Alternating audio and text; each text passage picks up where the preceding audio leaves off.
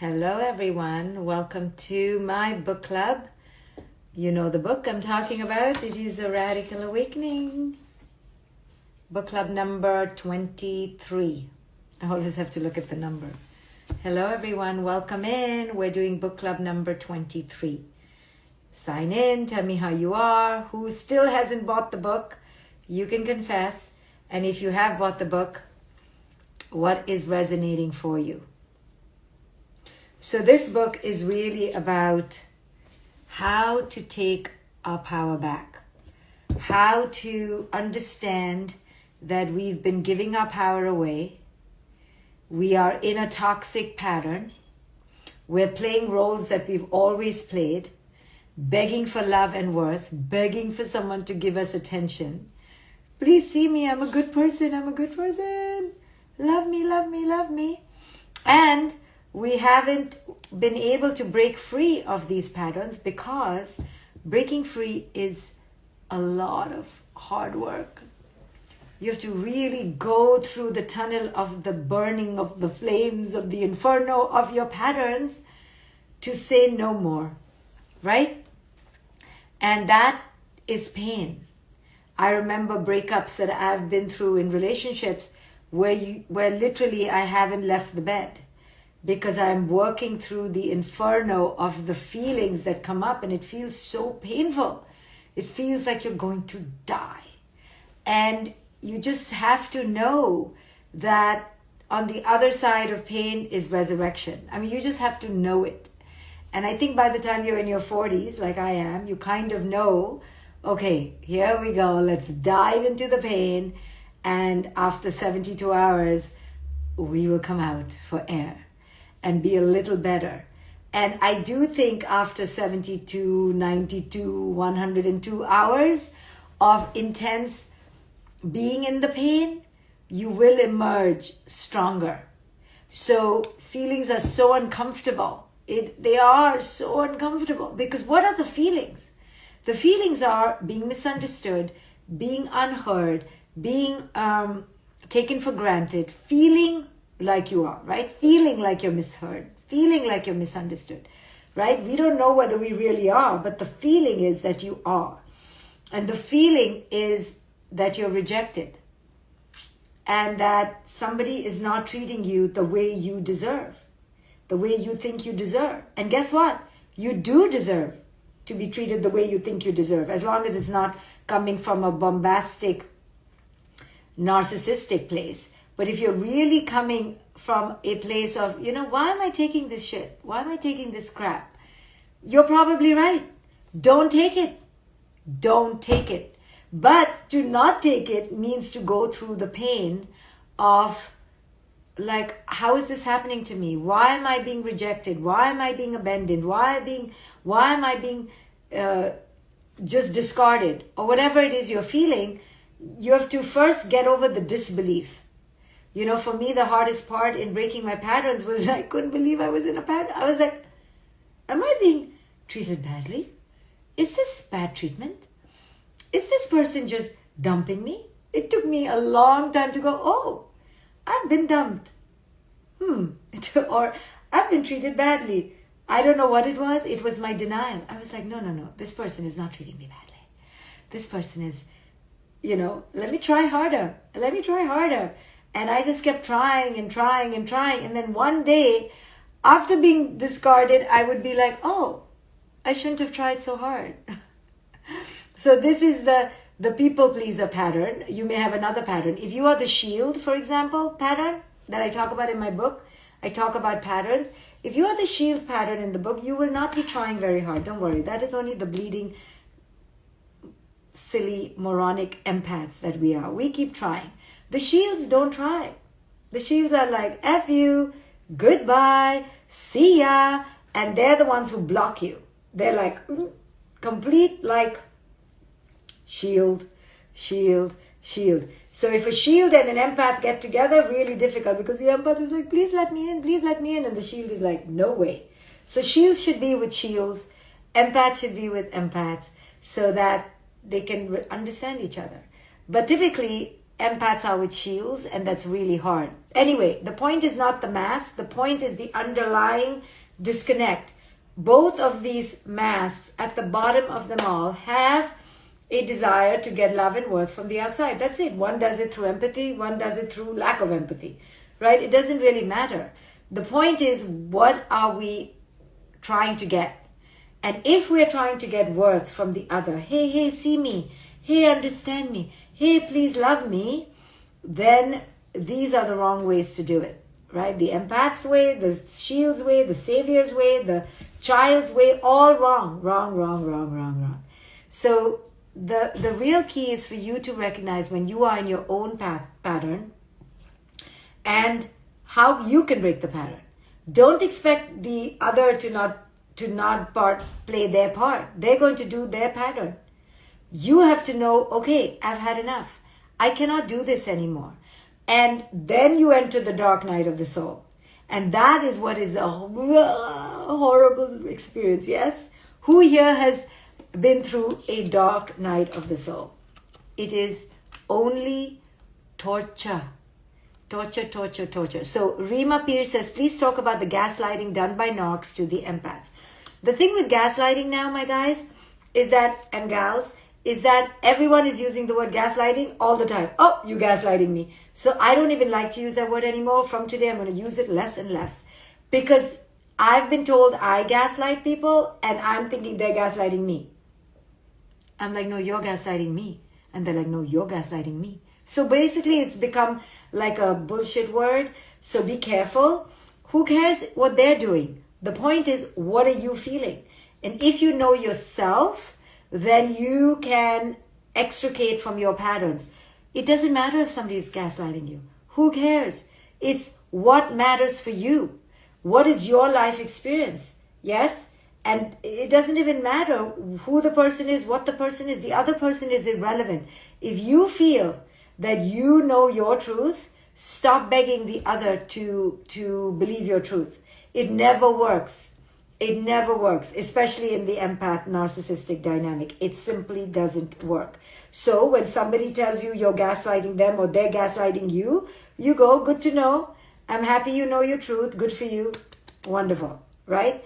Wonderful. And you just go heal yourself. And especially if that person has huge trauma, pain from childhood, you know that they can't see it. No point. You know how many times I've shown my narcissistic ex-partners, please, here on page 22, it says, you did exactly this to me. Do you see? Do you see? Do you see? Oh my God. No, they did not see. Do not do it. They will take the book and hit you on the head. Okay? Don't do it. Just understand yourself and leave. Leave. You either want to be with them and you can handle their bullshit or you don't. This is the best relationship advice. Can you handle their bullshit? No, leave. That's about it. Because it's all bullshit at the end. You know, it's all my childhood, your mother, my father, your mother. Oh my goodness. So you have to just figure out if you can handle this person's unique mother issues. You know, most men especially have mother issues. What is it with us women that we create these sons that have mother issues? Anyway, really the only issue worth talking about is the mother issue.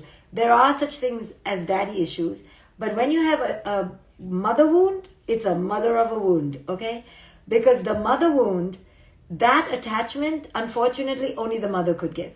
Now, there are many fathers in the world who are amazing and they can give great attachment, but I'm talking about preponderously in the world, right?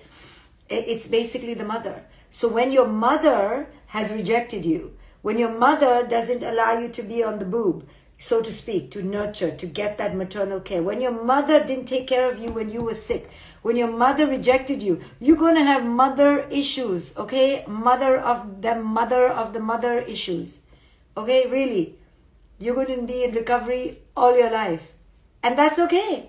Just don't put it on your female partner and expect her to be the mother, because she cannot.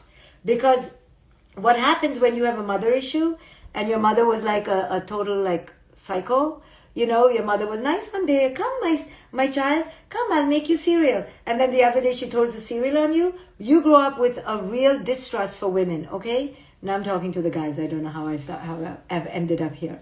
My lecture was supposed to be on pain, Now I'm talking about mother issues. Well, so when you have mother issues, you will then project your mother issues on your partner. And then you will want them to be the amazing mother. And if she is an empath, she will be an amazing mother. However, she can do one thing wrong. Show up 5 minutes late, mess up your cereal, say you're an ass one time. That mother is going to the gutter. And that person will do this to the partner all the time. Good mother, bad mother. Good mother, bad mother. Have you ever been in a relationship with someone who one day you're amazing to them and the next day you're in the gutter? One day you're amazing, the next day in your gutter. If you complain, you're in the gutter. If you praise them, you're up there. It's a roller coaster because these are mother issues, right? So sad. Have compassion. But you have to figure out your own issues and why you're part of that dynamic. Maybe you're a savior. Maybe you're an empath. You're like, I'll come and be the lovely mother, right? Watch out, right? Watch out. So once you have decided your boundaries and then you dive into the creation of the boundaries, now you're going to be either in a new kind of relationship or the relationship is going to end. This is the price for boundaries. When you say no more, the partner and you can change, and that'll be amazing. But if the partner and you cannot change, the relationship may need to go. Now, when the relationship is going to go, that's where the pain is. And that is terrifying for every one of us. It is earth-shattering pain, yes? Because the feeling is that you have been discarded, that you are not good enough. And it brings up all your childhood pain, that you were not worthy. If you don't process that pain and understand it is coming from your child self, from that little girl or that little boy, you will not be able to move through the tunnel. You will not be able to go through the tunnel. And the pain is here to show you that you were in a relationship dynamic that wasn't working. And it is time to create boundaries. And boundaries are really hard because they typically mean the end of a relationship. Because most people cannot take the change that you are instituting. So in this book, I talk about how to A, recognize you're in a toxic pattern, B, to own your co-creation, and then C, to create sacred boundaries. And when you do, pain is inevitable. So we are all terrified of pain. We're all terrified of pain. This is why we employ the ego mask of pleaser or conflict avoider or shield, because we're terrified of pain. Pain of what? Pain of confronting that only we can at the end of the day meet our own needs. The pain is really coming back to ourselves. We so wanted the other to meet our needs. We so wanted them to understand us. We so wanted this union to be amazing. But it cannot be because of mother or father issues. Blame the mom or dad. So because of that, we are shattered because our fantasy has shattered.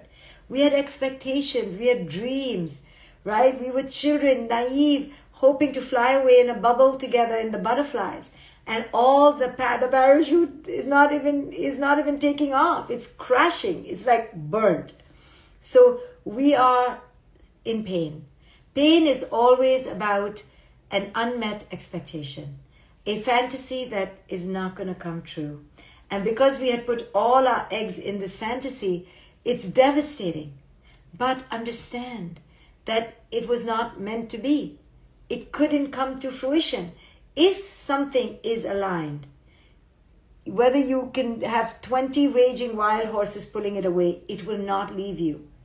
If it was true love, it will not leave you. It will come back to you. If it was truly the job you were meant to do, you will find it again. If it was truly the city you were meant to live in, you will recreate it somewhere else.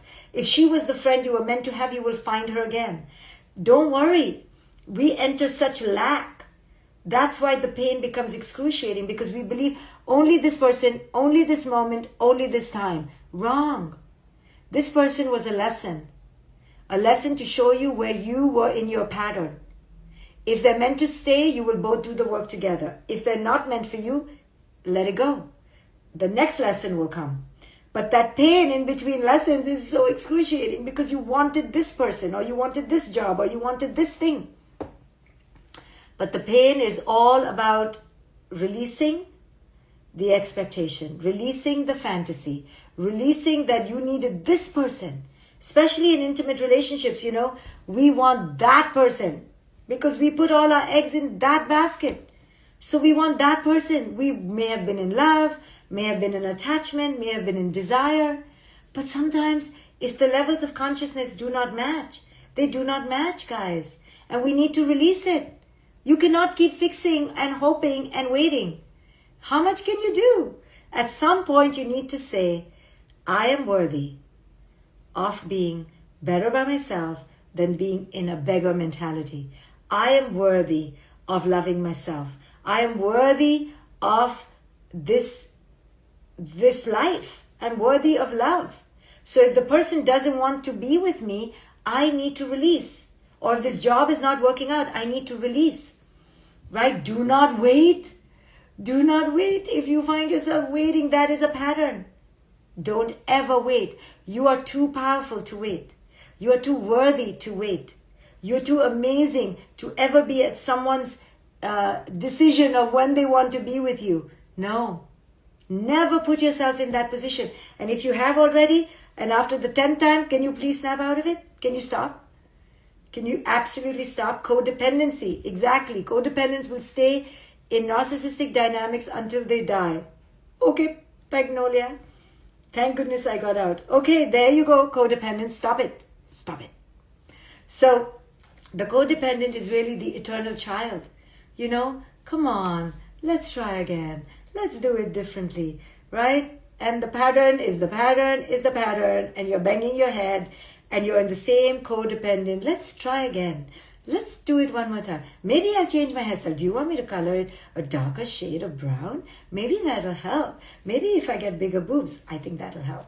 Right? Some bullshit we do to simply avoid the reality of our reality.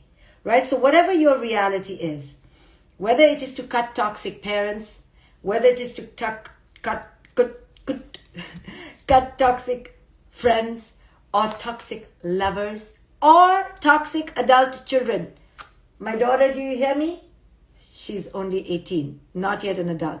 But if she's an adult, toxic, nasty person coming to my house at the age of 30 with her nasty boyfriend or girlfriend, and they leave beer all over and vomit over my bedroom floor and steal my money, not allowed in my house. So I say now, but I don't think I'll allow it. That's codependent that I am. No, but it applies for every relationship. So if you're in the same pattern, guys, feeling like crap, waiting for love, begging someone to understand you, holding your breath, hoping that they will call you. Okay, don't do this. Okay, you can do it in your 20s, if you must, because we all did. Please don't do it in your 40s, and do not do it in your late 40s, like me, or in your 50s. Unacceptable. Okay? Unacceptable. The minute someone doesn't want you, out. That's it. You are not allowed to treat yourself as somebody's rug, as somebody's play, that they can just play with you. No, not allowed. But you have to own your worth. You have to say, what am I doing in this dynamic?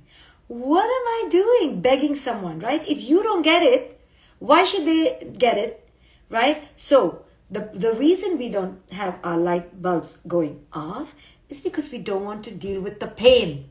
Okay, the pain is the problem. The pain is the pain. Because we know if we change the dynamic and give them the finger, here comes pain. And the pain is the mother of all mothers, okay? It is torture because, again, it is a feeling of being rejected. So then you have to realize that the feeling of being rejected is not really a feeling that's real. It's coming from childhood trauma. It's coming from your inner child. But it hurts as if it's right here, right? Even when I go through pain and I know it's my inner child, and I have to say to myself all the time, Shefali, it's not real. It's your inner child that's screaming. It's not real. It's your old abandonment issues. It's your old PTSD. It takes a lot of soothing, right? But that pain is resurfacing and trying to tell you, go back to the old relationship. Go back to the old relationship. But no, you have to go through the pain and begin to tell yourself, I am worthy. I can do this. No one can reject me. I am unrejectable. I am unbetrayable. I am whole as myself. I don't need the other person to complete me. I don't need the other person to validate me. I got this. So as your inner child is having a heart attack, like, oh my God, I'm being rejected. You need to talk to that inner child and go, no, you're not, because I'm in town. I'm the adult, and I'm here to tell you that you are worthy. You are capable. You can do this. And you have to have a whole dialogue between your inner child and your adult self. So I talk about all of this in my book, A Radical Awakening. Who's going to buy the book that hasn't bought the book right now? Who right here has not bought the book that needs to get the book? Get the book. Get the book. So you can handle pain. Pain is just about our old wounds resurfacing. You can handle the pain. This book is going to teach you how to handle the pain. Christine says this book is absolutely amazing. I cannot put it down. Leave a review. We need your reviews. So we can handle the pain. The pain is not from this person rejecting you. The pain is from your childhood. Can you paste that on your forehead? Whenever you're in pain, just say, this pain is not from this person rejecting me. This pain feels like this person is rejecting me. This pain is from my childhood. This pain is from my childhood. I can do this and create the healthy boundaries you need to be in a worthy relationship. A relationship that is worthy of you. Create the boundaries. Don't avoid boundaries because you're afraid of the pain of being rejected. That pain is not a real pain. It is the pain of your childhood. You can do this. Create the healthy boundaries you need. Do not compromise yourself. Do not wait for love. Do not wait for validation. Do not beg for it. Ever. At least after the first 100 times. Can you stop? I take 100 times. I don't know about you. I need 100 times for it to hit and sink in. Oh, I'm in a pattern. Oops, how did I get here? At least 100 times. I would say 100 times for a few months, to be honest. Because I can't believe I'm in my pattern all the time. But it's okay. As you become more and more aware, you're like, there's my pattern, there's my pattern, there's my pattern. And you become braver and braver to release the pattern. I talk about this non-stop in this entire book. Your patterns, how to break the patterns, how to break the patterns. So get the book, A Radical Awakening. Be a boundary boss. My friend Terry Cole wrote a beautiful book, Boundary Boss. So let me just read you a little section of my part of the boundaries. Hold on. My boundary section. Let's see what I say about boundaries.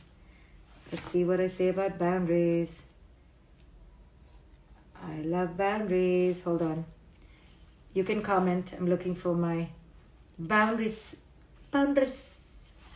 section. Hold on. Where the hell is my boundaries?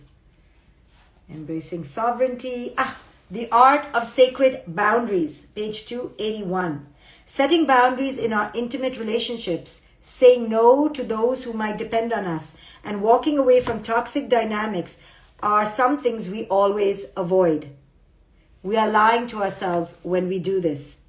We can never really be in an authentic relationship unless we come from a place of self-worth, self-honor, and self-advocacy. There is no way to save anyone else if we ourselves are drowning without boundaries. Creating boundaries means to say no, plain and simple. Okay, I'm going to say something really important here, so hold on. It is our way of saying, this doesn't feel right to me and I need to stop participating in it. We either say no through our words or our actions. Now here is the important part. Are you ready? Okay. Are you ready? Guess what? The boundary isn't for the other person. You're not saying no to the other person. I want it to really sink in. What? You're not saying no to the other person? The no isn't to the other person. The no is to ourselves. What? We say no to the roles we have robotically and unconsciously played in the past. It's not about asking the other to change. It just demands that we stop our part, our role, our participation in the dynamic. What? I thought really, I'm learning from this book, that it is you saying no to the other person, no? You're like, no. And then we're asking the other person to change. That's not what a sacred boundary is. What? A sacred boundary is to say no to yourself. Oh my goodness. No, really. That means you have to look at yourself in the mirror and to ask yourself, how are you being pathetic right now? How are you being a beggar right now? How are you licking the plate for crumbs? How? And then telling yourself to stop. Not licking the plate and asking the other to give you more crumbs. Not licking the plate and asking the other, please, please, please, fill my plate up. No. It's watching yourself licking the plate of crumbs, begging for crumbs, seeing yourself in the mirror and going, is that me? Oh my goodness. I gotta stop. What is wrong with me? And then break the plate on your head so that you wake up gently. Okay? Hopefully it's a paper plate. It is about stopping your participation, your role. Don't do you anymore the way you were doing you. Change you. So if you were lovely, waiting, and the person is always late, stop waiting, right? If the person has, dumped you, don't call them. If somebody is engaging in a verbal fight with you, don't engage. Stop yourself. Zip your lips. Tie yourself up. Do whatever it takes. Go to Turkey or China or wherever you are, far away to another place, and go on a boat which doesn't have Wi-Fi, so you cannot engage in your patterns. Do what it takes, because understand, we are an addict to the pattern. We cannot stop. I don't know about you. I can't stop a pattern. I'm telling you, first it takes me hundreds of thousands of times to get it. And I talk about this all the time, but I think I'm above the pattern. You see, I think I'm so evolved. And then I'm in the pattern. Oh my goodness. And then I can't stop the first is to become aware. Then is to stop the habit, the addiction. So I have to take myself on a boat really and be thrown out into the wild water. That's the only way that I can recover. So if you're a recovering pattern addict, recognize that with humility. I'm going to Turkey on Sunday. I should come with you, Gabrielle. Let's go. Let's go to Cappadocia, whatever. And let's not come back, okay? Till we are recovered addicts. Till we have finally recovered. Many 12-step programs we have to go to in Turkish. So many of us have been confused with what the word no means. No duh. We think that to say no means we need to explain or justify ourselves. Or engage in conflict. Yeah. Or we think it means we need to help the other make the changes we think they need to make. Yes, let me help you. Let me help you to become a better lover. Let me help you to become a better friend. Let me help you. I'll give you reminders when it's my birthday. I'll give you gifts to give me back. I'll give you things to say back to me. I'll put them in quotes so you can just copy, paste, and put it back to me in a text. Yeah, that's what we think it is. So, actually, it's saying no and embodying the no simply means to decide. This is it, guys. To decide. I am done. Okay? No, really. I'm done. Done with who? Not the other person. Done with my pathetic, sick, addict self. Done with myself. I'm done. Done. When you get to that lovely place, then you will create a boundary. Then the pain starts. and then the recovery really begins. So what are you going to be done with? You're going to be done with your engagement, with your participation. This is what ends when we start saying no. It has nothing to do with the other. All it means that we are shutting off our lights and turning down our energy. We disengage. Whatever it was we were doing to keep the dynamic going, we stop. In essence, we say no to the little girl within us that desires approval, validation, and praise. No, little girl, no. We tell her, you do not need these crumbs of worth from the other person anymore. You do not. You are already whole and complete within. Do not be afraid to step into this inner power. Did you hear that? Little girl and little boy? Done. Da-da-da-da-da-da, done. When you are done with your own addiction, now you can begin to heal. So you have to first become aware of your pattern, for which you need my book, 100%. Then you need to watch the pattern happening in real time. Then you need to do it 1,000 times to become really clear.